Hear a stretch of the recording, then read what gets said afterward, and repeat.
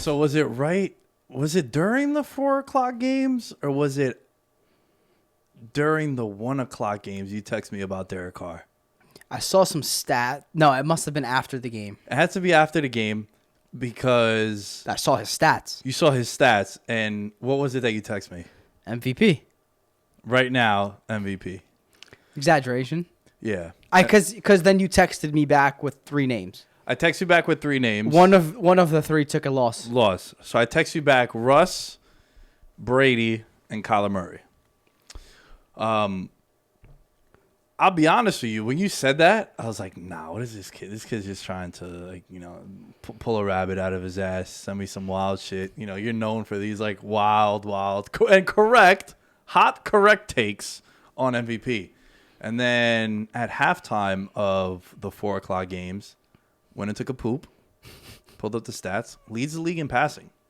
And they've needed every single one of them yards. See, that's the thing that I love most about the 2 games so far. If you watch the games, first of all, one was a standalone on primetime. Everyone saw. Yep. It was a great game against a good defense. Mm-hmm. And then, not for nothing, it's another really good defense as well that they played. Though they were without 3 starters to start the game, and then they lost Watt during the game. And Alulua, it's like the defensive tackle, I believe.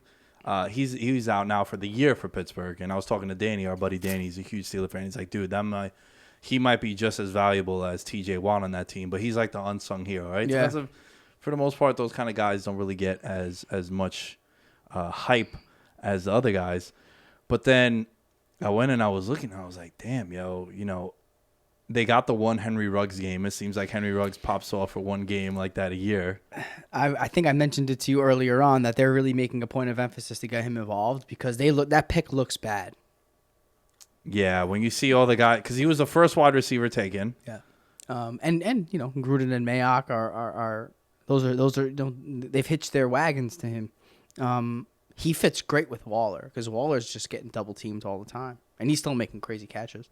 It's like 15 targets a game. What about my boy Hunter?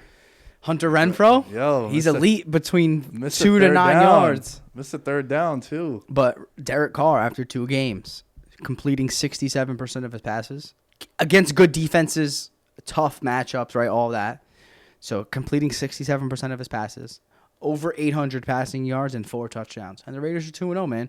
And he has the most passing yards in a 2-game span in Raiders franchise history. It's 2 games, but he played well last year. I want to say for about half the year. And then I think he got hurt. Well, the whole team played well last year. 6-4. I think they were like 6-4-ish. Yeah, they were above 500. They were in, I don't want to say cruise control, but they were playing really well. Yeah, they were destined for the wild card. And then shit just hit the fan. And then from there, they kind of fell apart. And then you look at what happened this offseason. They were one of the teams whose moves really didn't make a lot of sense. I know one of my favorite plays was the under 7.5 wins. And look, they've exceeded expectations so far because they've won 2 games in which, as a betting fan and people that are familiar with betting know that when you're expected to be an underdog, you're expected to lose those games. So they're 2-0, where as a fan, when you get the schedule, and you're like, oh, win.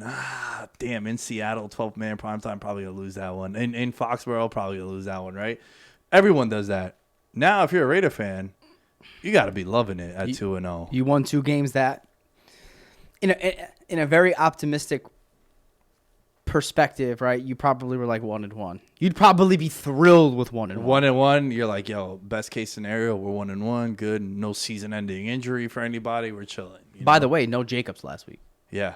So I'm just trying to kind of find, points of emphasis here in terms of like what can kind of elevate his stock for the MVP. But I just think, he's doing it on the big stage, big games. You know what I mean? Close games, right? Like crazy highlight throws to the Ruggs bombs look insane.